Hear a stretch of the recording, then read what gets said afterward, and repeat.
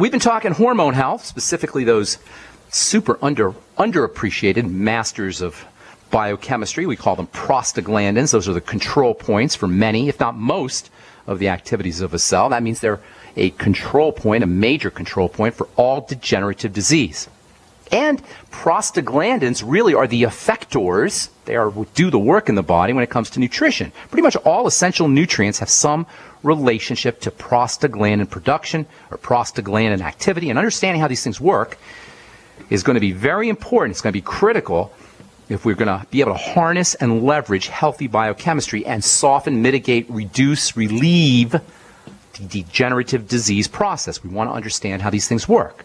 Prostaglandins and other compounds that are similar, or at least have similar functionality, we'll be talking about those later. These are the worker bees of the body. The body has to be highly responsive to the environment.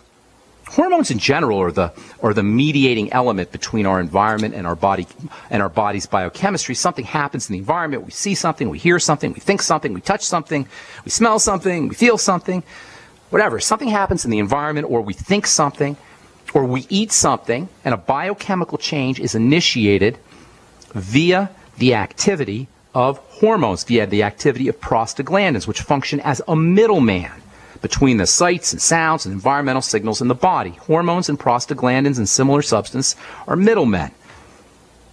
The environment hits the middleman, and then a bodily change occurs. That means these things are responsible for how the body responds to the environment. Prostaglandins are automatic in the sense that they respond to an environmental change without the involvement of the brain, without the involvement of glands.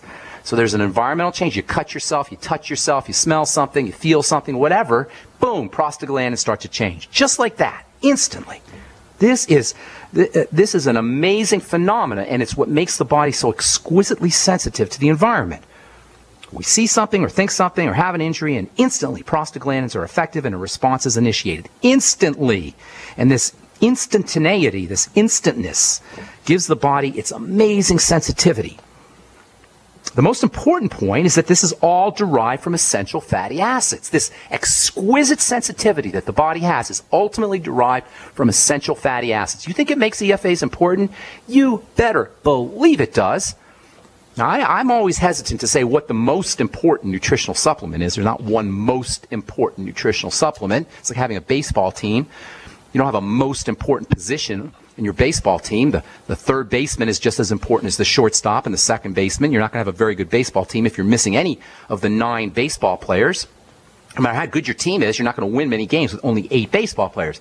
So it's not like one position is more important than the other. And likewise, in the world of nutrition, it's not like one vitamin is more important than another, or one essential nutrient or one mineral is more important than another. They all work together as a team. However, in many ways, the pitcher can be said to be the most important of the baseball players, or of the guys on the team. It's not like you only need the pitcher, but the pitcher an argument could be made that that's the most important position on the team. Likewise, with essential fatty acids. You're not going to live in a very healthy life if you don't have vitamin C or vitamin E or selenium or sulfur, any of these 90 essential nutrients, but essential fatty acids are like the pitcher. Even though it's hard to argue that one nutrient is more important than another, a case could certainly be made that EFAs are the most important of all the essential nutrients via this connection to prostaglandins and these super important, rapid-acting, instantly acting hormone substances, these prostaglandins. The last program we talked about a really interesting form of essential fatty acid that is really the turn-on point, the juncture where prostaglandins are actually manufactured. And this is a very, very important essential fatty acid. You'll get it in the ultimate EFAs. I'll tell you what I mean when we come back from our break. I'm Pharmacist Ben. You're listening to The Bright Side. I also want to encourage you to check out my YouTube videos that I'm doing with my friend Amanda Rideout, health coach, on skincare and essential oils and various subjects. We talked about essential oils last week. If you want to get on the list, send me an email, ben@ksco.com, and just put in the subject heading, I want to be on the list. I want to be on the email list for the videos, for our skincare videos. And there's also a YouTube channel out there somewhere. I'll have to get the information on that. In any case, we do them once a week, myself and Amanda. and I'd love you to check them out. Send me an email, ben@ksco.com, and just put in the subject heading, put me on the list, and we'll get you set up. Okay, so last program we talked about this really interesting essential fatty acid derivative called GLA. It's kind of somewhat essential in the sense that it's a good idea to get it in your system. Your body can make GLA, but a small amount anyway. But it's a good idea to make sure that you're getting enough GLA in a supplemental fashion, and this is one of the more clever moves that Dr. Wallach made. He made a lot of clever moves, but one of the cleverest moves is to stick some borage oil, which is a good source of GLA, in the ultimate essential fatty acids. GLA is like an activated form of omega-6 fats, and then it itself is activated ultimately to form prostaglandins, and this makes GLA very, very, very important for a lot of health issues, especially ones that involve the skin. The skin is probably the most prostaglandin sensitive of all the organs in the body. Certainly it's one of the most, and understandably so, because it's on the outside of the body, so it has to be responsive to the environment. And this makes GLA very helpful for a lot of skin issues. Dr. Wallach formulated a GLA, or formulated the ultimate EFAs and ultimate EFA plus capsules with borage oil, which is one of nature's richest sources of GLA. You get 4 milligrams of GLA per capsule in the plain. The ultimate essential fatty acids, you get 19 milligrams per capsule of the plus. Borage oil contains right around 25% or so GLA. That's pretty amazing. 1/4 of the oil of the borage plant is GLA, and that is really, really amazing considering the stuff is so rare. Other good sources, or okay sources of GLA, include evening primrose oil, black currant oil, but neither black currant oil or evening primrose oil has the GLA concentration of the oil that comes from the borage plant, which is also known as the star flower. Hemp seed oil will get you a little bit of GLA. Barley will get you a little bit of GLA. Other grains have a little bit of GLA in them as well. Spirulina has got some GLA. And as I say, some GLA is going to be made by the body. There's also, these days anyway, a form of a GMO, a genetically modified form of safflower oil, which has been tweaked genetically to produce really, really high concentrations of GLA. Borage is I think it's the highest. I can't think of any other sources of GLA from a natural standpoint. Borage is around 25% or so, as I say, GLA. But the new GMO safflower oil can be around 40% GLA, even higher. Some of it goes up to 60% or more GLA. That is amazing. But then, of course, you're going to be dealing with all the genetic modifications, and you never know when you start modifying genetics. You just don't know what's happening. But you're certainly going to be seeing safflower oil, high GLA safflower oil in nutritional supplements, probably in foods. The company that makes it is a company called Arcadia Biosciences, and they're really making a big push to food processors and supplement manufacturers to use their genetically modified super high GLA safflower oil. The new stuff, as I say, is over, according to the company Arcadia Biosciences, is over 60% GLA. That is astounding. The primary market probably will be nutritional supplements. You can expect to see more and more GLA nutritional capsules that feature this high-tech creation, Frankenstein creation, genetically modified safflower oil. There's a lot of upside to GLA, a lot, especially when it comes to skin health. But because inflammation plays such an important role in the disease process, and because GLA is such an effective anti-inflammatory, pretty much all health conditions, not just skin, all health conditions can benefit from GLA supplementation. Gamma-linolenic acid, for you guys who are chemistry-minded. GLA, gamma-linolenic acid, is important for pretty much every single health condition that involves inflammation, which, of course, is pretty much every single health condition, certainly degenerative health conditions. And this is why the ultimate EFAs are the foundation, or one of the foundations, of the flagship health protocol, Dr. Wallach's flagship health protocol, the Healthy Start Pack. It's anchored by the ultimate EFAs and the ultimate EFA Plus. This whole nature of anti-inflammation and inflammation, both anti-inflammation and inflammation, is really important. And its relevance to the disease process and its relevance to good health is worth spending a couple of minutes on. It's so important, the balance between anti-inflammation and inflammation. The body is constantly balancing things. The body's constantly balancing antagonistic or opposing biochemical processes. So prostaglandins are involved in mediating or controlling anything that happens in the body, and that means prostaglandins are also involved in this balancing process, excitation and inhibition of brain cells. That's an opposing or antagonistic kind of relationship in the body, or a biochemical process that occurs in the body. Excitation and inhibition, and prostaglandins are involved in the excitation and inhibition of not just brain cells, but nerve cells in the body. Same with contraction and relaxation of muscles. Muscles are constantly contracting and relaxing and sort of balance. If they relax too much, that's not good. If they contract too much, that's not good. It's a balance between contraction and relaxation that allows our muscles and us to move appropriately, and guess what? Prostaglandins control this balance there too.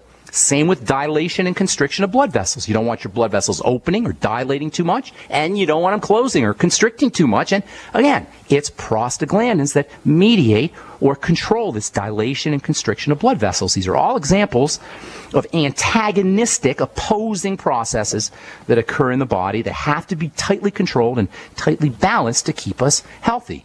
To this list of contraction and relaxation, excitation and inhibition, constriction and dilation, you can add inflammation and anti-inflammation as another example of a balancing act that has to occur in the body's biochemistry. And prostaglandins here too are critical in controlling this balance of inflammation and anti-inflammation. So you don't have too much inflammation, you don't have not enough inflammation, and you don't have too much anti-inflammation or not enough anti-inflammation. I'm Pharmacist Ben. You're listening to The Bright Side. All right, we are back on The Bright Side. I'm Pharmacist Ben. We're on the air Monday through Friday on the Genesis Communication Network, 8 to 9 Pacific and 10 to 11 Central Time, 24/7 on our archive page at brightsideben.com. We've got 3.5 years of good health information up at on the archive page at brightsideben.com, or you can go to Ben Fuchs Archive or Ben Fuchs Archives, they both work, .com, and you can search programs or search topics via keywords. Thank you to Peter in the UK for setting that up. Also want to encourage you to check out my blog, pharmacistben.com, which we update regularly with news stories as well as blog posts. Thank you to Robert Lundgren, who does such a good job at pharmacistben.com. So you got three main websites, pharmacistben.com for my blog, and also for news stories. We've got brightsideben.com with longevity information and videos, etc. And then we also have Ben Fuchs Archive, or benfuchsarchives.com with a search engine. All the programs up with a search engine as well. Okay, a couple more things I want to say here about anti-inflammation and inflammation. And prostaglandin balance is really what mediates this anti-inflammation and inflammation balance in the body. There's prostaglandins that are associated with inflammation, and there's prostaglandins that are associated with anti-inflammation. And even though we beat up on the inflammatory process as being the core, the root of all disease, it's really not inflammation as much as it's excessive inflammation, as much as it's long-term chronic inflammation, as much as it's inflammation that's out of balance with anti-inflammation that is the problem. Inflammation is really important. It's how the body protects itself. It's what initiates the healing process. The inflammatory process, in a way, is more important than the anti-inflammatory process, at least from a survival perspective. And the prostaglandins that are associated with the inflammatory process are derived from a different EFA, a different essential fatty acid, than the prostaglandins that are derived from the derived from anti-inflammatory essential fatty acids. And this is really important. It's a balance of inflammatory omegas and anti-inflammatory omegas, inflammatory essential fatty acids balanced with anti-inflammatory essential fatty acids that is so important when it comes to supplementation. And as it should come as no surprise for you to know that our excessive intake of pro-inflammatory omega fatty acids or essential fatty acids with pro-inflammatory omegas that contain pro-inflammatory omegas is really, at least some nutritionists believe, at the root of much of our inflammatory disease health crisis. We will tell you about that tomorrow as we continue talking about essential fatty acids and prostaglandins and master hormones or autocrine hormones, as they are technically called, on our next Bright Side episode. That'll be tomorrow. So tune in. You're going to want to tune into that if you're interested in learning more about inflammation and anti-inflammation, and how to use your essential fatty acids, and also how to use GLA effectively for inflammatory health issues, especially skin inflammatory issues like eczema and acne. We'll talk about that tomorrow on The Bright Side. Time to hit our phones. 855-660-4261 is our number. Let's go to Mary in Michigan. Welcome to The Bright Side. What's going on, Mary? Well, thank you, Ben, and I really want to thank you for everything you're doing. I've learned so much from you. You're thank just, you. I don't know what I'd be doing without you. Thank you. I appreciate that. I have got a heart arrhythmia. Okay. And I mean, it's not just skipping a beat. It's really jumping. Are they drugging you? Are they drugging you out? I don't know what that means. Are you on drugs? Are you on blood thinner? No. Okay. Sometimes they'll put you on blood thinners. No. Okay, good. Good. The major treatments for these heartbeat issues are beta blockers, which shut down your heart, poison the hearts, and then sometimes they'll give you blood thinners to keep you from having a stroke. However, heartbeat issues need to be regarded as a short circuit. The heart is an electrical system. It's really, really amazing how the heart works to pump out a billion times in a lifetime. It's mind-blowing, really, and it all involves electrical energy. Now, it's not any different, really. Having heartbeat issues is not any different than having any other health challenge, in the sense that you're looking at inflammation, you're looking at nutritional defificiencies, and you're looking at an imbalance. So let's get to the chase here. Let's cut to the chase. Okay. It's really easy. Can I ask you if you have had a heart attack, would that... Doesn't matter. It wouldn't matter. No, well, a heart attack you may have some dead tissue in there, and that's going to also affect how the electrical energy proceeds, but it doesn't matter in terms of what you're going to be doing to prevent this from happening. Okay. So first and foremost, you want to regard electrical conductivity issues in the heart as a sign that some kind of burden on the body. Something is stressing the body out. Now, if you hold your breath, which is a major stressor on the body, if you hold your breath too long and you rob it of oxygen, you'll notice that your heart's going to start to freak out. And that's a classic sign, that's a classic example of how the stress response is related to conductivity, electrical conductivity issues in the heart. That's just for you to observe or to notice the relationship between stress, physiologic stress, and the heartbeat and electrical conductivity. So you're probably not holding your breath. You're probably not sitting there holding your breath, right? But you're probably doing it a little bit. You know, when we're under... I'm trying to practice the deep breathing that you've been talking about. I mean, I've been following everything you've been saying. So well, hang tight. Let me finish up here, okay? Let me finish up here. So you're probably not sitting there on the couch holding your breath, but you probably are holding your breath slightly, or at least experiencing shallow breathing when you're under stress. This is one of the ways that we deal with stress, is we hold our breath. In fact, you'll notice before something dramatic, like something's about to fall. If you're looking at your kitchen counter and a cup is about to fall, you'll notice if something as benign as watching your glass about to break is going to cause you to hold your breath. You'll go like this, like that. You know, you ever make that sound like that? Okay? That's a sign of how we hold our breath when we're under stress. If you, God forbid, if you're about to get into a car wreck, you know, one of the first things that's going to happen right before the accident is you're going to go like this. I don't want you to imagine getting in a car wreck, but anybody out there who knows that there's a holding the breath response that occurs right before we're stressed. And this will happen in response to thoughts as well.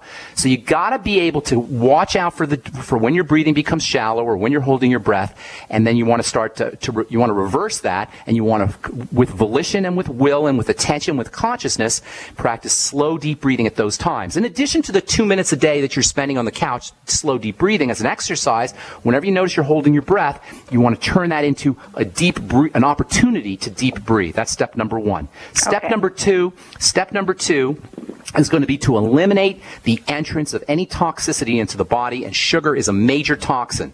After the small amount of sugar that we need to run our brain and run some of our cells, excessive sugar is a major toxin, and that will put a super stress on the heart. So keeping your sugar intake down, replace calories from sugar with protein and with essential fatty acids, as well as butter and coconut oil. The more fat and the more protein you eat, the easier it's going to be to wean yourself off of these foods that can mess up conductivity in the heart. That's the second thing.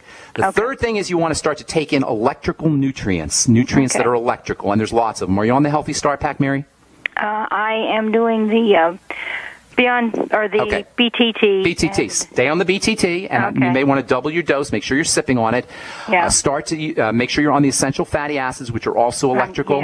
Magnesium is also very, very important for the heart. It's an electrical mineral. Make sure you're on the Beyond OsteoFX. You might want to throw in some coenzyme Q10, 100 milligrams or so of coenzyme Q10. Make sure it's the oil-soluble capsule. And then I'd probably be throwing in coenzyme Q10's cousin or relative, which is vitamin E, 400 international units of vitamin E a day. Okay. Two more things I want to tell you about, so hang tight, don't go away. I'll finish up with Mary when we get back, when we come back from our break, and then we'll hopefully get to all our calls as well. I'm Pharmacist Ben. You're listening to The Bright Side on the Genesis Communication Network. We'll be back after this.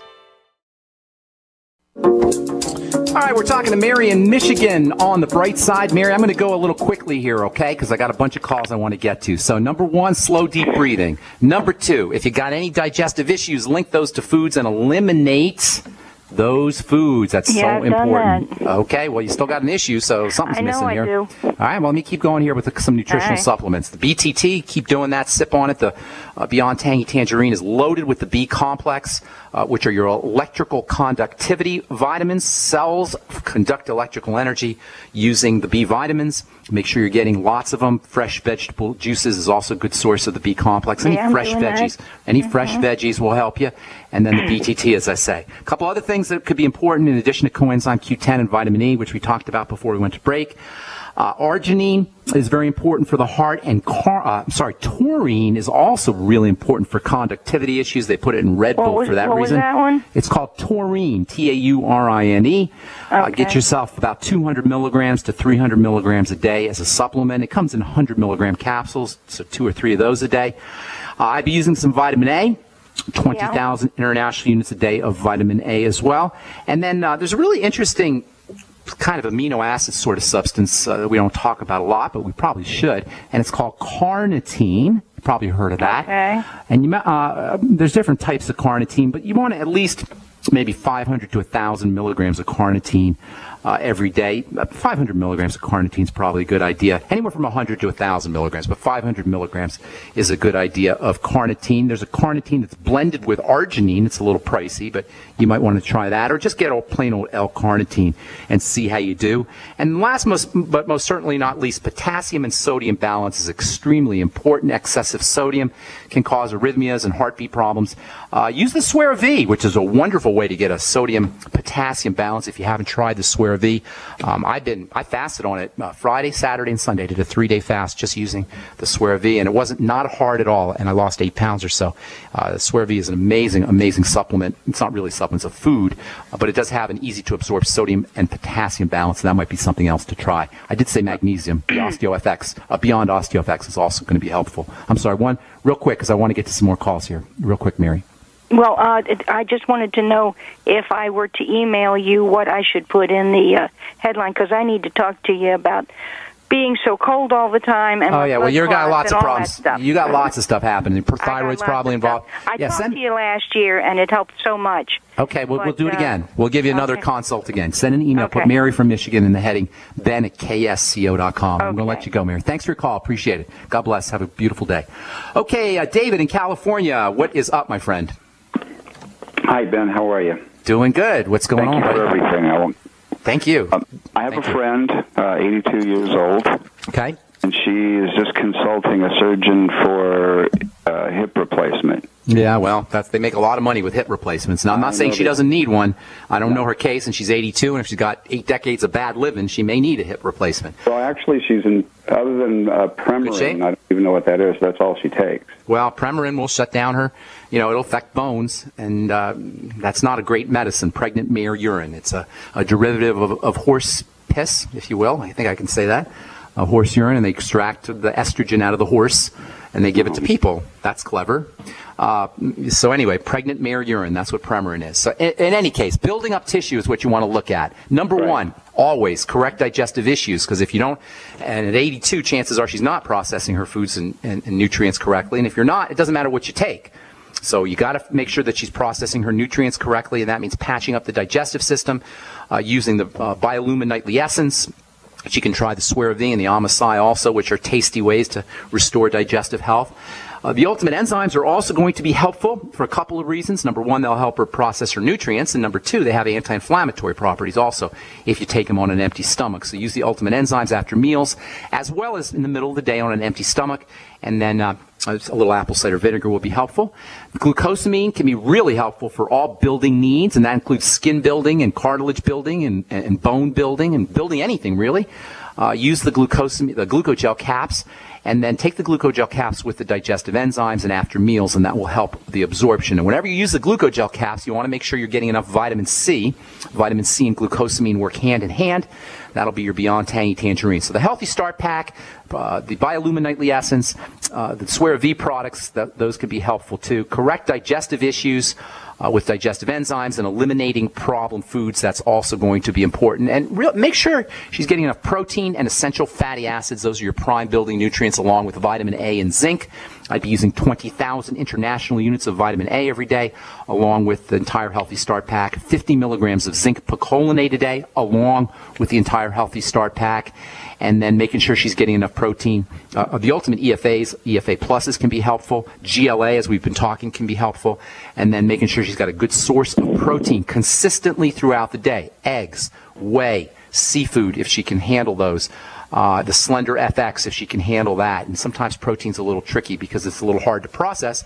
But whatever kinds of protein foods she can take in and protein supplements she can take in is going to be in her interest to help rebuild. Even if she has her hip surgery, all of these can help her recover from her hip surgery, in addition to a couple other things. I'll tell you, vitamin E, because of its anti-inflammatory properties, 400 international units a day of vitamin E. And then alpha-lipoic acid. I love this stuff. Super important for inflammation. We'll be talking about that one in the next few days. Lots of good stuff there for you, David. Even if your friend does a little bit of that, she's going to notice a significant difference. And I got to move on. I want to get to some more calls. Thank you, Ben. I recorded it. I got it all. Good deal. God bless. Have a beautiful day, my friend. Okay, Patrick in Texas. How you doing, buddy? What's going on? Hi, Ben. I was going to ask about my girlfriend. She is taking antidepressants. It seems to be helping, but she's always mentioned that, she wanted to do something more natural. She could get off them. If she could get off them, she would. Yeah, and I know nutrition that you can do foods that will absolutely help with serotonin. Absolutely. I'll tell you some nutrients that not only will help her wean off of her antidepressant meds, but it'll help her antidepressant meds work better and reduce her side effects, even if she decides to stay on her antidepressant meds. By the way, what's she on? What do you know? I have no. I never got a chance to look at the label. Okay, but, no worries. No worries. Here's how you deal with it. Number one, depression is a sign of long-term chronic stress that has been turned inward. That's what depression means. It's when we just can't deal with our lives or whatever stress they are, and we turn that stress energy, sometimes anger, inwards. In fact, underneath depression, you'll often find anger, and underneath anger, you'll often find fear. And it goes fear, anger, depression in that order. So really, in terms of nutrition, I'm going to give you some great ideas, but you want to get to what's causing the anger and what's causing the fear. And it's understandable in this crazy world we live in that underneath depression, you're going to find anger and fear. There's a lot to be angry about, and there's a lot to be scared about. We're encouraged to be scared. We're encouraged to feel like our survival is threatened. We have structured a society, elites who benefit off our misery, like a vampire, like predators that they are, have structured a culture where we feel like our survival is at stake at every turn. And it's easy to get angry about that, and then it's easy to get depressed about that. So dealing with those kinds of issues is important. And one day, soon, hopefully, I'll be doing a radio program where we just talk about mental and emotional and spiritual strategies, because to me, that's really at the heart of physical ailment: spiritual, mental, emotional, and then physical. So leave that aside for now, although that needs to be addressed. Slow, deep breathing can help with depression because of its ability to help calm the body down and put the body into a more relaxed mode, a more antidepressed mode, if you will. So slow, deep breathing is important. Then from a nutritional standpoint, stand away from foods that spike blood sugar is very, very important, because when blood sugar spikes, the body's instantaneous response is to yank the sugar out of the blood, causing low blood sugar, which can easily cause depression. So making sure she's not spiking her blood sugar or self-medicating with sweet foods, with blood sugar spiking foods. A lot of times people will do that for the energy buzz or jolt that they get. Soda pop is a big culprit. Caffeine can be a problem as well. Anything that spikes blood sugar or hypes the body up can be a problem. Using blood sugar stabilizing nutrients like the sweeties can be helpful.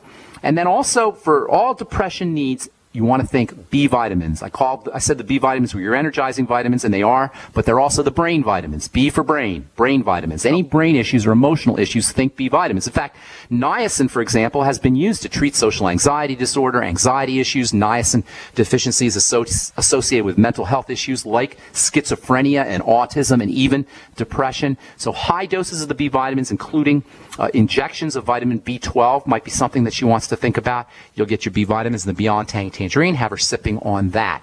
Other nutrients that are important for brain health, in addition to the B vitamins, include the electrolytes, all the electrolytes, potassium, calcium, magnesium, sodium. And as I was talking to Mary, our last caller, sodium-potassium balance is very important. Have her using the Swear V, sipping on that throughout the day, as well as the Beyond Tangerine, sipping on that throughout the day. And last, but most certainly not least, or two last things I should say, magnesium has antidepressant properties, and also essential fatty acids, majorly antidepressant. The balance is going to be important. We'll talk about that tomorrow on the bright side. Patrick, that's all the time we have for today. So I gotta let you go, and I'm sorry if we left you on hold. That's why I always say call in early on the program. If I left you on hold, give us a call tomorrow. Tell our call screener we left you on hold, and we'll get you first up. Thanks for listening, friends. I'm Pharmacist Ben. You've been listening to The Bright Side on the Genesis Communication Network. Have yourselves a wonderful, spectacular, awesome day. We'll talk to y'all later. Bye for now.